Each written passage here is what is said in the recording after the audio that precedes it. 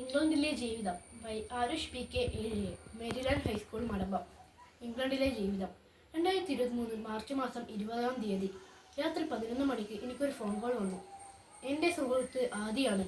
അവൻ പറഞ്ഞു, ഞാൻ നാളെ ഇംഗ്ലണ്ടിലേക്ക് പോവുകയാണ്, എനിക്ക് ജോലി ശരിയായി. ഞാൻ പറഞ്ഞു, ഓ നല്ല കാര്യം, എപ്പോഴാണ് പോകുന്നത്? അവൻ പറഞ്ഞു, രാത്രി 8 മണിക്കാണ് വിമാനം, പക്ഷേ ചെറിയൊരു പ്രശ്നം, നീയും വരണം. ഞാൻ ഞെട്ടിത്തരിച്ചു. ഞാൻ ചോദിച്ചു, ഞാൻ എന്തിനാണ് വരുന്നത്? അവൻ പറയുന്നു, ഞാൻ ഇതുവരെ വിദേശത്ത് പോയിട്ടില്ല, ഞാൻ ഇതുവരെ വിമാനത്തിലും കയറിയിട്ടില്ല, എനിക്ക് വിമാനത്തിൽ കയറാൻ പേടിയാണ്, അതുകൊണ്ട് നീയും വരണം. എനിക്ക് ഒരേ സമയം സന്തോഷവും സങ്കടവും തോന്നി. ഞാൻ ഇതുവരെ ഇംഗ്ലണ്ടിൽ പോയിട്ടില്ല, എനിക്ക് ഇംഗ്ലണ്ടിൽ പോകാൻ ആഗ്രഹമുണ്ട്, പക്ഷെ ഈ സന്തുഷ്ടമാർന്ന കുടുംബത്തെ വിട്ട് ഞാൻ എങ്ങനെ വരും? അന്ന് രാത്രി ഞാൻ ഈ കാര്യം എൻ്റെ മാതാപിതാക്കളോട് പറഞ്ഞു. അന്ന് രാത്രി എൻ്റെ അമ്മ ഉറങ്ങിയില്ല. രാവിലെ ആയപ്പോൾ അച്ഛൻ എന്നോട് പറഞ്ഞു, നീ പോയിക്കോ, പക്ഷെ എല്ലാ ദിവസവും എന്നെ വിളിക്കണേടാ. ഞാൻ ഓക്കെ എന്ന് പറഞ്ഞു. അതിനുശേഷം രാത്രി വിമാനത്താവളത്തിലെത്തി. അവിടെ നിന്ന് എനിക്ക് മൃദു ചുംബനങ്ങൾ നൽകി അച്ഛൻ മടങ്ങി. അവിടെ നിന്ന് വിമാനത്തിൽ കയറി ഞങ്ങൾ ഇംഗ്ലണ്ടിലേക്ക് പുറപ്പെട്ടു. അവന് വല്ലാതെ പേടിയുണ്ടായിരുന്നു. ഞാൻ പറഞ്ഞു, 8 മണിക്കൂറിനുള്ളിൽ ഇംഗ്ലണ്ടിലെത്തും, നീ പേടിക്കേണ്ട. അതിനുശേഷം കുറച്ചു സമയം നമ്മൾ മയങ്ങി. അങ്ങനെ പുലർച്ചെ 4 മണിക്ക് നമ്മൾ ഇംഗ്ലണ്ടിലെത്തി. അവിടെ നിന്ന് ഒരു വണ്ടി പിടിച്ച് നമ്മൾ ഒരു ഹോട്ടലിലേക്ക് പോയി. ഹോട്ടലിലേക്ക് പോകുന്ന വഴി പഴയ മ്യൂസിയങ്ങൾ, പഴയ കൊട്ടാരങ്ങൾ, വലിയ വലിയ ബിൽഡിങ്ങുകൾ ഞങ്ങൾ കണ്ടു. അതിനുശേഷം നമ്മൾ ഹോട്ടലിലെത്തി ഭക്ഷണം കഴിച്ചു. അവിടെ നിന്ന് തന്നെ ഒരു റൂം എടുത്ത് അവിടെ താമസിച്ചു. 2 ദിവസം കഴിഞ്ഞാണ് ആദിക്ക് ജോലിക്ക് പോകേണ്ടത്. ലണ്ടനിലാണ് സ്ഥാപനം. അങ്ങനെ ആദി 2 ദിവസം കഴിഞ്ഞ് ജോലിക്ക് പോയി. രാത്രി 10 മണിയായിട്ടും അവൻ വന്നില്ല. ഞാൻ അവൻ്റെ സ്ഥാപനത്തിലേക്ക് വിളിച്ചിട്ട് ചോദിച്ചു, എന്താണ് പറ്റിയത്? അവർ പറഞ്ഞു, 6 മണിക്ക് അവനങ്ങോട്ട് വന്നിട്ടുണ്ടല്ലോ, ഞങ്ങൾക്കറിയില്ല. അതിനുശേഷം അവനെ തിരക്കാൻ പോകുമ്പോഴാണ് കതകിൽ വന്ന് ആരോ മുട്ടിയത്. നോക്കുമ്പോൾ ആരാണെന്ന് എനിക്കറിയില്ല. ഞാൻ ചോദിച്ചു, എന്താണ് കാര്യം? അവൻ പറഞ്ഞു, ഞാൻ ആദിയുടെ ഒരു ഫ്രണ്ടാണ്, അവന് ഒരു ബസ് ഇടയിച്ചിട്ട് അവൻ ആശുപത്രിയിലാണുള്ളത്, ഒന്ന് വരണം. ഉടനെ ഞാനൊരു വണ്ടി പിടിച്ച് ആശുപത്രിയിലേക്ക് പോയി. അവിടെ നിന്ന് ഡോക്ടറോട് ചോദിച്ചു, എന്താണ്, നല്ല ഗുരുതരാവസ്ഥയുണ്ടോ? ഡോക്ടർ പറഞ്ഞു, ഗുരുതരാവസ്ഥയാണ്, കുറച്ച് ദിവസം ഇവിടെ അഡ്മിറ്റ് ആവണം.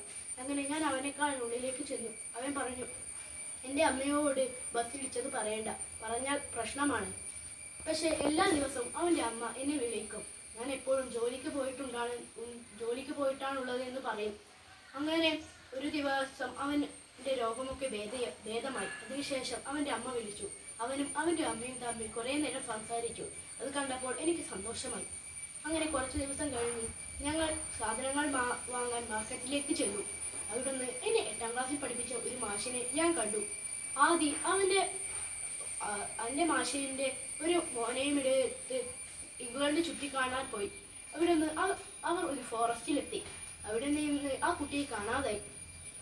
ഞങ്ങൾ പലയിടത്തും തിരക്കി, പക്ഷെ അവനെ കണ്ടില്ല. അങ്ങനെ ഒടുവിൽ പോകാനൊരുങ്ങുമ്പോഴാണ് അങ്ങനെ ഒരുത്തൻ വരുന്നത്. അയ്യോ, എൻ്റെ പുറകെ യക്ഷി വരുന്നുണ്ട്, യക്ഷി! അങ്ങനെ നോക്കുമ്പോൾ അത് നമ്മൾ തിരഞ്ഞ ആ കുട്ടിയായിരുന്നു. അവൻ്റെ വസ്ത്രങ്ങളൊക്കെ കീറിയിട്ടായിരുന്നുള്ളത്. നമ്മൾ വന്നിട്ട് അവൻ്റെ കുപ്പായങ്ങളൊക്കെ നമ്മൾ ശരിയാക്കി കൊടുത്തു. അതിനുശേഷം ഞാൻ ചോദിച്ചു, എന്താണ് സംഭവിച്ചത്? അവൻ പറഞ്ഞു, ഞാൻ മൂത്രമൊഴിക്കാൻ വേണ്ടി അങ്ങോട്ട് പോയതാണ്. ഞാനൊരു കുട്ടിക്കാട്ടിലാണ് ചെന്നത്. അവിടെ നോക്കുമ്പോൾ അങ്ങ് അകലെ ഒരു തിളക്കമുള്ള വസ്തു. ഞാൻ അവിടത്തേക്ക് ചെന്നു. അവിടെ ഒരു രാജകുമാരി ഉണ്ടായിരുന്നു, യക്ഷികളുടെ രാജകുമാരി. അവിടെ നിന്ന് ആരും കാണാതെ ഞാൻ ആ കിരീടമെടുത്തു വന്നു. അപ്പോൾ എൻ്റെ പുറകെ യക്ഷി വന്നു.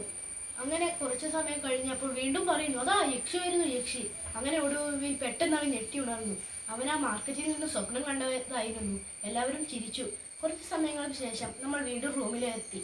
അങ്ങനെ ആദി രാവിലെ തന്നെ ജോലിക്ക് പോയി. അപ്പോൾ ആണ് എനിക്കൊരു മെസ്സേജ് വന്നത്, നാളെയാണ് എനിക്ക് നാട്ടിലേക്ക് പോകേണ്ടത്. അങ്ങനെ നാളെ ഞാൻ നാട്ടിലേക്ക് പോകാൻ ഒരുങ്ങുമ്പോൾ ആദി എനിക്കൊരു ബോക്സ് തന്നു. ഞാനത് തുറന്നു നോക്കിയപ്പോൾ ഒരു മനോഹരമായ മൊബൈൽ ഫോൺ ആയിരുന്നു. അങ്ങനെ അവനോട് താങ്ക്സ് പറയാൻ ഞാൻ ഫ്ലൈറ്റിൽ കയറി നാട്ടിലേക്ക് വന്നു. നാട്ടിൽ വന്ന് എൻ്റെ വീട്ടിലേക്ക് വന്ന് കുളിച്ച് മാറ്റി വന്നപ്പോൾ എനിക്ക് ഏറ്റവും ഇഷ്ടപ്പെട്ട അരിപ്പായസം അമ്മ ഉണ്ടാക്കി വെച്ചിട്ടുണ്ട്. ഞാൻ അതും കുടിച്ച് ആദിയുടെ വീട്ടിൽ ചെന്നു. അവൻ്റെ അമ്മയോടും അച്ഛനോടും കുറേ സമയം സംസാരിച്ച് വീട്ടിൽ വന്ന് കിടന്നുറങ്ങി. നന്ദി, നമസ്കാരം.